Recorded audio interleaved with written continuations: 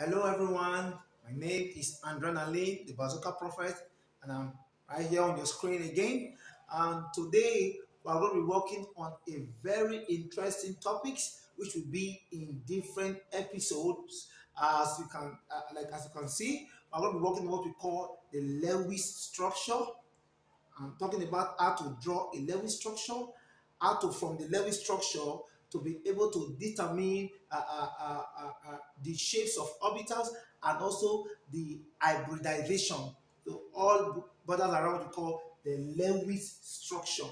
Now, in this first episode of this video, we'll be talking about what is a Lewis structure and what are the steps that are involved in drawing a Lewis structure for a molecule or an ion. Now, first of all, the question: what is a Lewis structure? Simple. A Lewis structure is the what is the representation of a covalent bonding in which what now?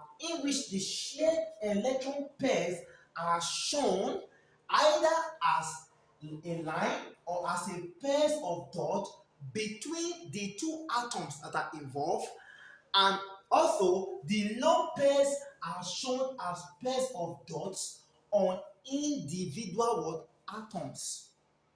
I repeat, that Lewis structure is the representation of what of a covalent what bonding in which the shared electron pairs are shown either as a line or as a pairs of dots between the two atoms, while lone pairs are shown as what now are shown as pairs of dots on individual what atoms. And we have said here that we can also call the Lewis dot diagram, we can also call the Lewis structure, and then we call it the Lewis dot diagram, as you can see right here on the board, or we can also call it electron dot structure, or simply put, the Lewis what formula.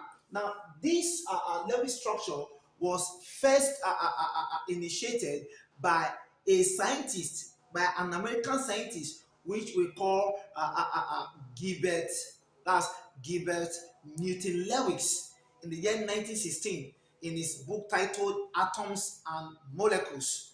Now we walk straight down to what is the purpose of we drawing a Lewis structure. Why do we need to draw a Lewis structure? Very simple. The purpose is to be able to identify the lone electron pairs in a molecule to help determine what the chemical bond what formation. Now, in regards this first one I just said, for example, if I'm having something like this is chlorine molecule, which is for chlorine gas now. Now, don't forget that chlorine have the atomic number of 17.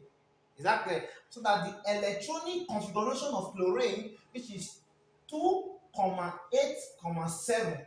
Take note, for Lewis dot diagram, I am only interested in the valence electron.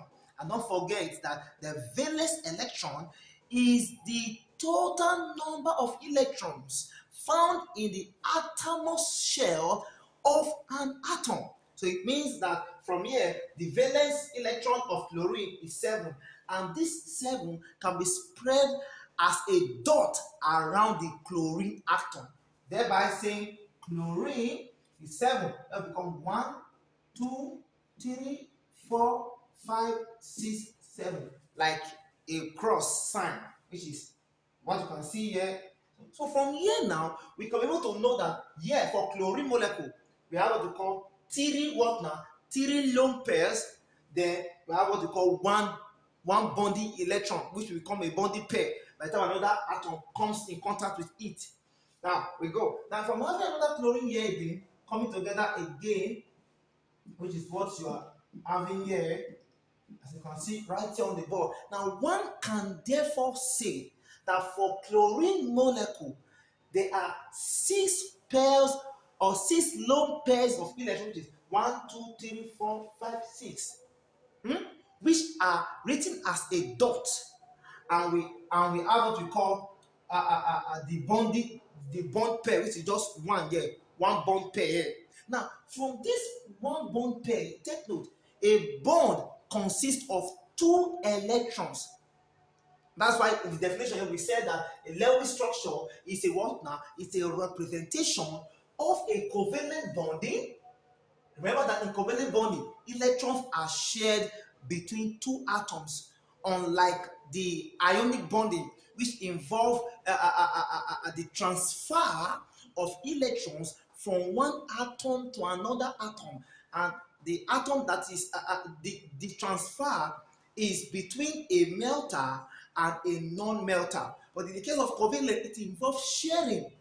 You get me? And this sharing often involve the valence electrons, which are involved in chemical bond formation.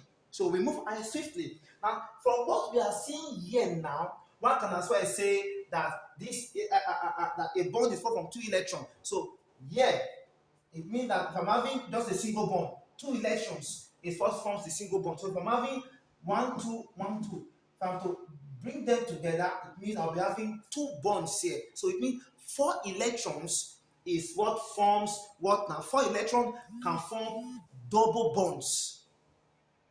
Is that clear? I'll move straight away to what we call to this head we call the steps that are involved in Lewis structure.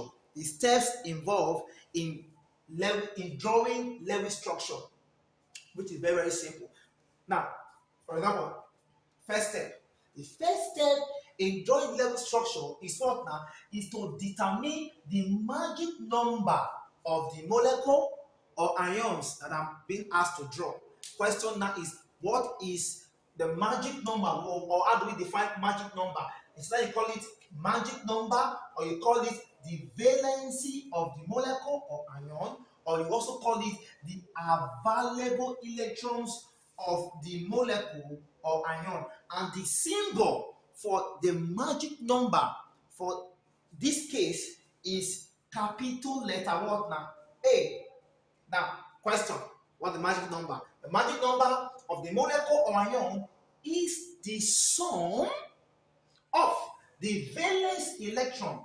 Remember, I've told you that the valence electron is the total number of electrons found in the atomose shell of an atom. And I've said that is the sum of the valence electron of each atom in the molecule or ion. And I also say that as you can have here, don't forget I've told you that we can also call the magic number the what now? The available electrons. Now take note, your knowledge of the magic number will guide you to know whether what you have drawn for a particular molecule or ion is correct. If not, it means that there will be an error there. All right, so we continue. All right, so we continue. Now, since we have said the magic number, simple. Like for example, if I'm having something like, let's say I'm having CO2. To get for the magic number of CO2, which is A is equal to, remember, magic number is the sum of all the valence electron in each of the atoms that are involved, or ions. Now, what do? Carbon here, the valence electron for carbon is 4. How do I know?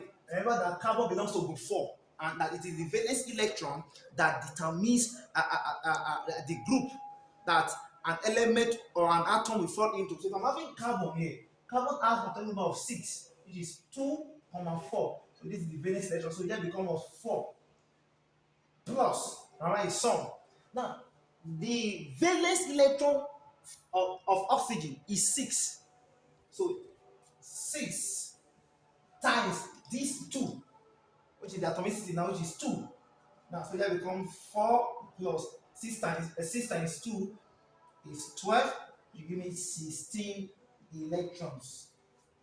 Meaning the magic number for CO2 is what now? 16 electrons. So I'm having 2 for, let's say for water, the magic number for water, simple. A, hydrogen is 1. 1 times 2 plus oxygen is 6. So altogether is 8 what? Electrons.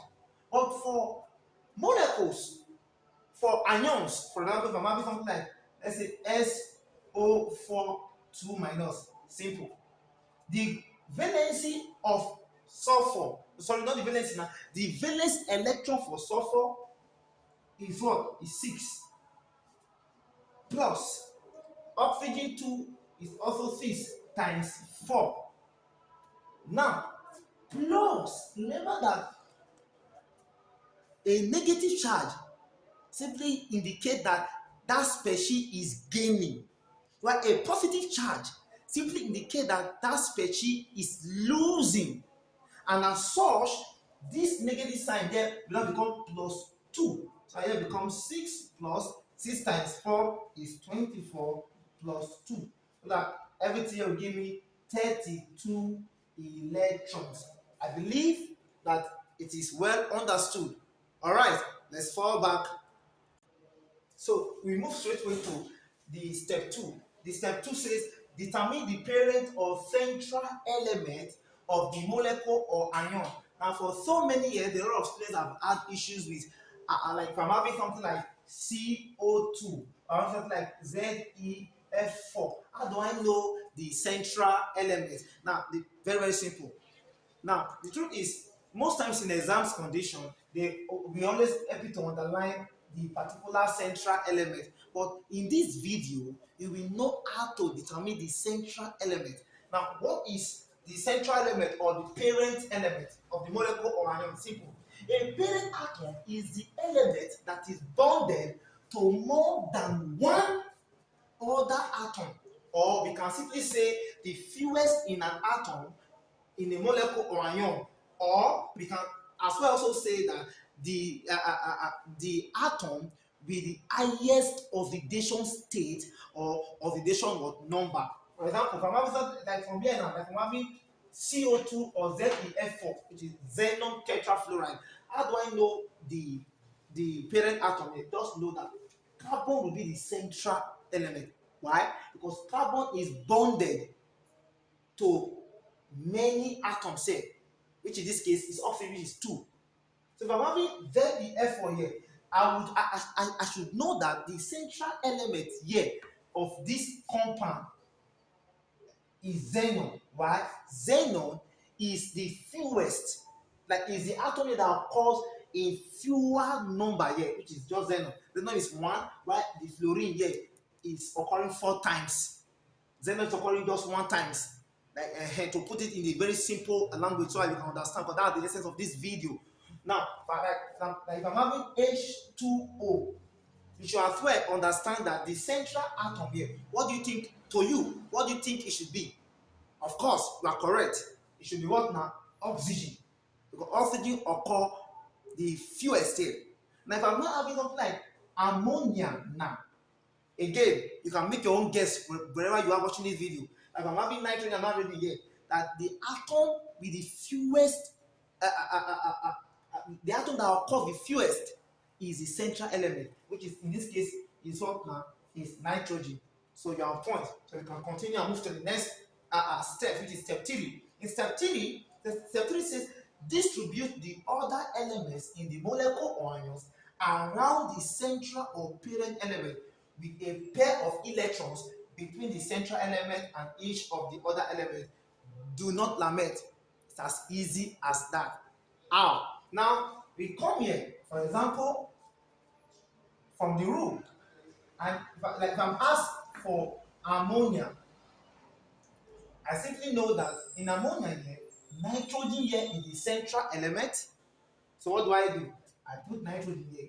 Then I spread the other atoms around this central element. Meaning I put H here, I put H here, I put H here. Then a pair between the central atom with the other atom. Central atom with the other atom, as you can see right here. You get me now? Now, this is okay. If I'm still having for xenon, which is central element here. So here becomes, I just spread it.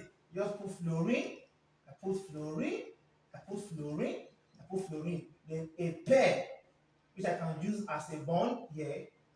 That is how simple it is. But in our next video, which we will do shortly, which we will not tell you how they are drawn, the rules that are being obeyed, and some other secrets that will be exposed. Bye for now. And I wish you all the best. Please subscribe to my YouTube channel to get more updates. I love you. I remember my humble self, Adrenaline, the Bazooka Prophet. God bless you.